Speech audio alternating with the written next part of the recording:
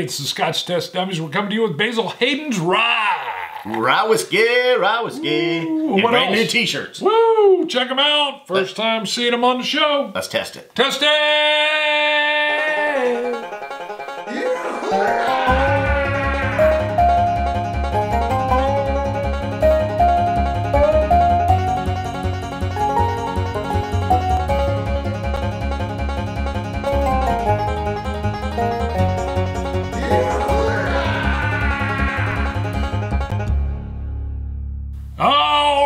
First, Scotch God shout out. Scotch God shout out is you comment, we put it on the show. Now, I'm going to tell you, we're getting so many comments, it's almost hard to pick one.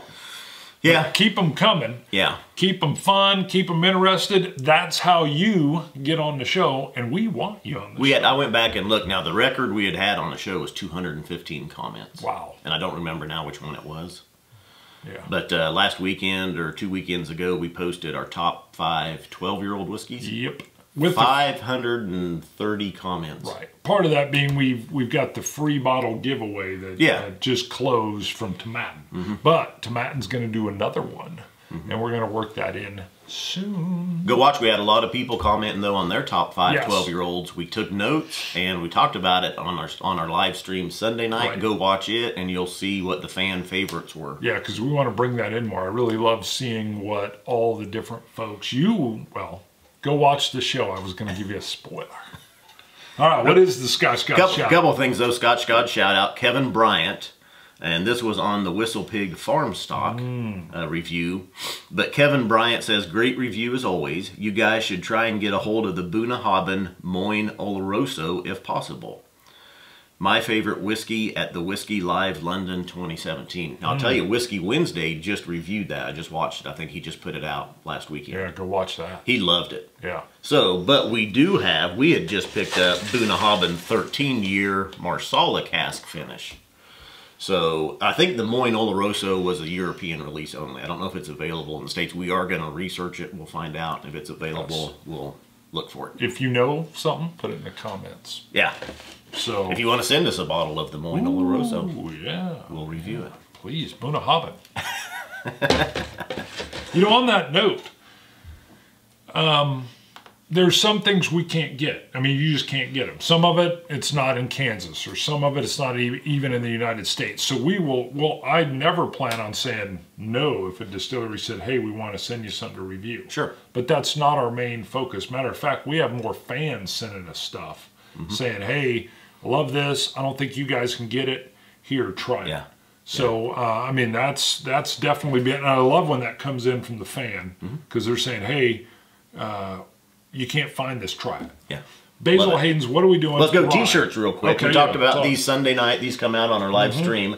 Now this one these were prototypes that we had printed up and sent to check, and it's a good thing because Love the Pete, the did not come out. Kind of came in weak. Yeah, we had to redo the coloring. The color's now going to match this. Yes. When you see it. So, but go to our website, scotchtestdummies.com, and go to the t-shirt page, and there's several designs available, many styles, colors. Ooh, watch out.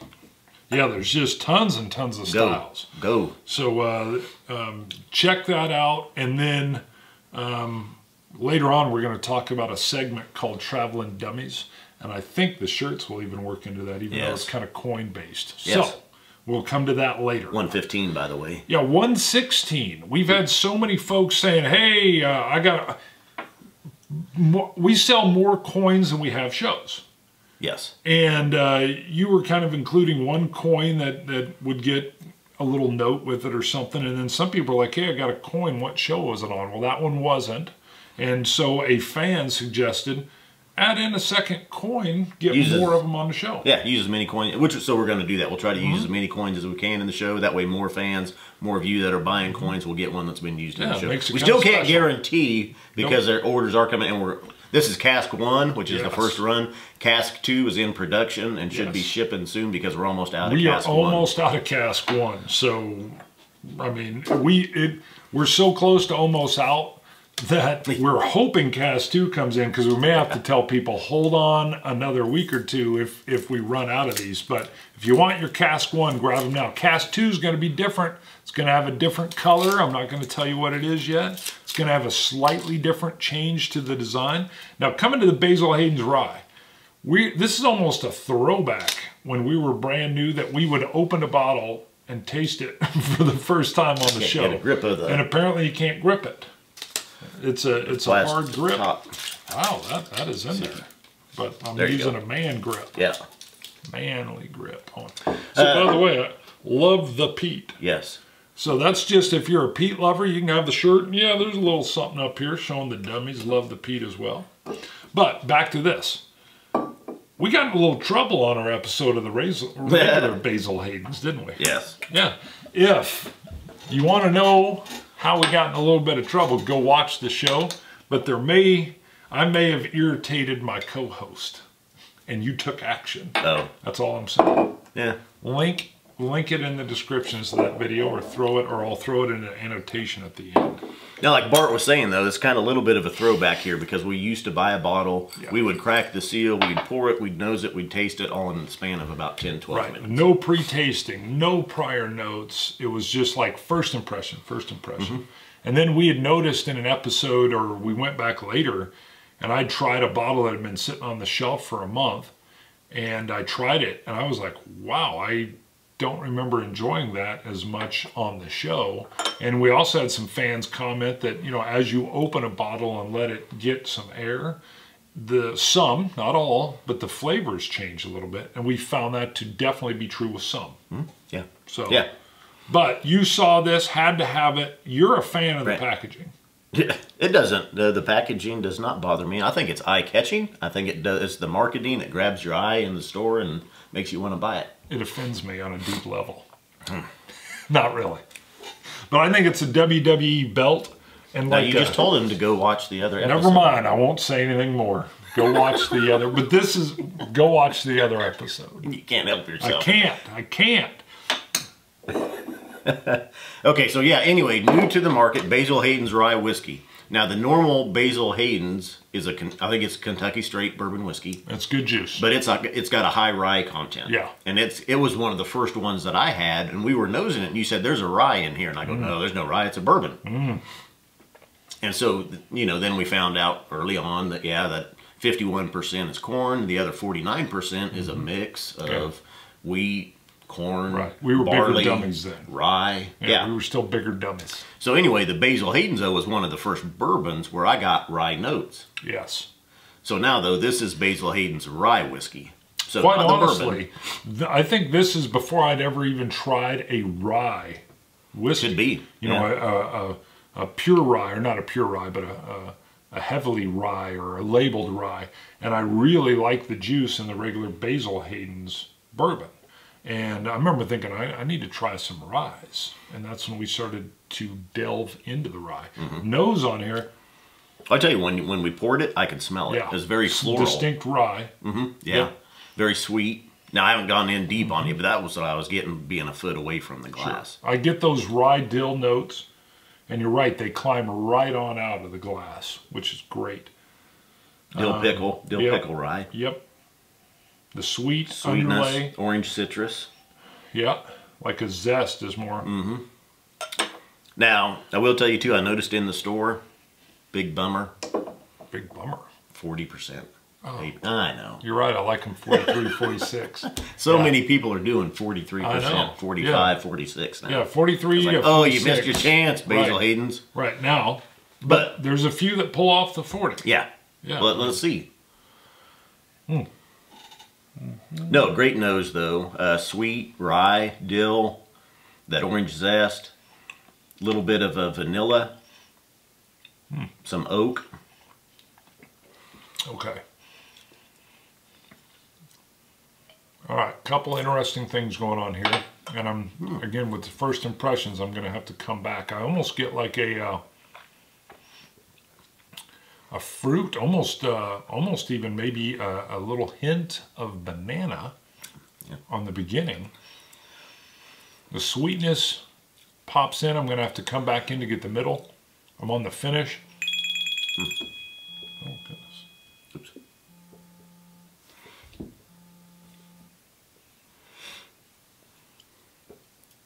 Distracted.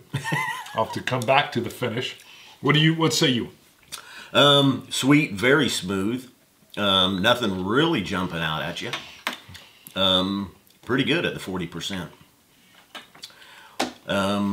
Vanilla, a little bit of some bourbon notes, a little bit of oak, a little bit of vanilla. The rye. I'm getting a dustiness in the middle. Almost like kind of a cardboard box, kind of that corrugated cardboard box. I don't know what that is, and I'm saying on the flavor profile. I haven't eaten any cardboard. I know, but I don't eat creosote or chimney either when I'm doing an Isla.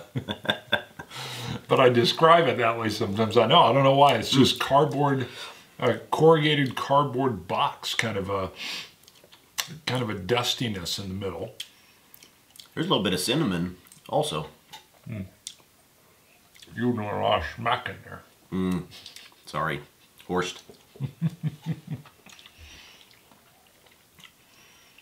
The finish drops off quickly, which I think could be part of this 40%. And I'm going to tell you, I am going to say I wish this was up higher because it feels a little watered down to me. I will try a drop of water to see if it opens it up, changes it. But it's coming in weak. And it's coming in really, I don't mean watery, but like on my palate it feels a little thin, if that makes sense. I wouldn't say, I don't think it's coming in weak. I think it's coming in, bare minimum, that 40%. I don't taste it and go weak.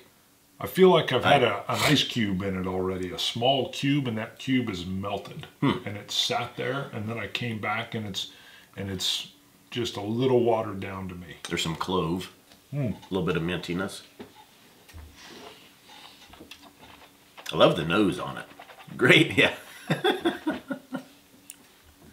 I was swishing hard. I don't know if you could pick that up. I could hear it. I like the nose, a nice orange citrus. I get some of the clove. The dill's very strong in the front. To me, the finish just really drops off a cliff. I mean, I've swallowed, I'm like 4 seconds past. And I'm getting a little bit of the dill hanging on, maybe a little bit of cream vanilla. Yeah, yeah. But I'm searching for it. It is tasty, and we've been building up a stock of ryes, and when we get to 16 new ryes that we didn't have in the shootout, I want to redo it. But we got to do Irish in the 16 shootout. We got to do bourbon in the 16 shootout. We got to do a sherried Scotch 16 shootout. I got a dusty wood right there, not cardboard, but a dusty wood. I think I knew a girl named Dusty. Where I'm not getting that, well, I get a little bit of a, you know when you let, when bananas have over-ripened and they're almost perfect for making bread, and they put off a little bit of that banana smell through the rind, I almost get that as a bit of a taste in the middle. So, what's the what are they saying in the marketing on the back? Not much, just a limited, basically an exclusive release, Basil Hayden's rye. Amber rye, it's filled with aromas of warm baking spices, tastes of caramel with hints of wood and charred notes. Yeah. And it's a limited release? Exclusive release. Exclusive. What does that mean? I never know what I mean, limited I get, but tell me how many bottles. This is a rye, well, it doesn't say. Okay. It's a 2017 release, aged and blended with a rye re-barreled in new charred oak quarter casks. Okay, so that's bringing out, that explains some of the wood, some of the bourbon notes, right, from that new charred oak. The cinnamon, the vanilla, oak, caramel. If I really force the liquid up onto my upper palate, and the gum along the kind of the roof or the top of my teeth, I get that nice kind of rye tingle where it feels a little bit wild. But yeah, this is one where I'm feeling like I'm having to really work it around hydraulically in my mouth in order to pick up these flavors. Yeah, that's where a lot of swishing and swashing going on. And I'm a big rye fan. I'm going to say 83. It's got some flavor notes, but I wish it was stronger. Yes. I agree. 88, I like it. I think it's got good flavors to it. I don't think the 40... I mean, I wish it was stronger, but I think it's good at the 40%. And the plus or minus 1 is back. I noticed that. Someone was deeply disturbed that you utilized the plus or minus 1 on a prior episode. I threw it in. Yeah. I still like when you had it. Didn't you have an episode where you had a plus or minus 6? No. I remember that. No. Did I just make that up? You made that up. The most I've ever had is 2, plus or minus 2. Really? If that's not true on the interwebs, someone shout it out. Let me mention something. I haven't even cleared this with you. You know I'm busy. Yes. I have had the mental intention to go back through videos and record what my malt mark was. Now, when we did the top 5 12-year-old scotches, I went back and watched every one of the 12-year-old scotches that we had reviewed. Some of which we do need to go back and film again because we were so new we didn't even score, which is fine. And then I recorded the scores that I did have. If there's a fan, we had Raster, for example, binge watching and binge commenting all the way back to our beginning episodes. But if there's a fan out there that's doing that, if you feel inclined and you want to write down what our scores are and then send that to us, yes, that's an easy button for me. I get it. But if you're a fan and you're doing that already, watching the show, and you want to record it and send it to me, I would love that. Is that wrong of me? No. Okay. Because I wanted to do it, but I had the thought, and just doing it. You got a lot of stuff on your watch. I got a lot of stuff. I'm busy. So if there's a fan, and maybe there isn't, that wants to do that, or is already binge watching past episodes, if you're doing that and you just record our scores, we'll end up putting those scores henceforth on our webpage, I think. Am I overstepping? Because you run the webpage. I'm basically giving you work too. Is that wrong? You give me work all the time. Oh, you are tech savvy though. Like when it came to the shirts, I was going to do the shirts, but I was going to do them like 1980 style. You know, go find a local vendor and be like, well, we need 5 smalls. We might need 25 mediums. And then with some assistance from Scotland. Is that how we phrase it? Well, see, our t-shirts are actually designed in Scotland. Designed in Scotland. That is true. That is true. There was a site that was the easy button. Yes. Yeah. And it was tech savvy. I'm going to say this, Scott's more tech savvy than me. Although you're not on Facebook. Never had time for Facebook. Crazy though. I think I've looked at Facebook and tried to do stuff with the parade and stuff, and I'm like, it's confusing. That is true. It's a very poorly, I don't know why it's so popular, how it can be so popular. Twitter and Instagram, to me, do 10 times what Facebook does. All it means to me is there's room for a competitor to do it better. I love it. But you ran with it. All of a sudden, the designed in Scotland thing's happening. You're on there. You're teching it. And immediately I thought, Bruno's in tech world again. And he's just killing it.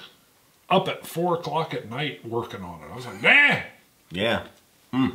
I pointed out to our designed in Scotland. I go, this started with Glencairn glasses. Yes. And Bart said, we need Glencairn glasses. Boom. We need Glencairn glasses. I'm like, okay. Glencairn glasses. Finally, I got around and got online, found somebody, got them. Oh, I did all the stuff with the coins, though. And then you started, we need the coins. We need coins. Yeah. Coins. I'm like, okay. Yeah. Coins. We need coins. I'm like, okay. Did I do the coin stuff? Who got around and did the coins? Okay, that was you. So you started T-shirts. I'm like, I'll do the shirts. I've been like, but I'll do the shirts. I'm like, we do. Get 'em. I'll do the shirts. Get them. I'll do it.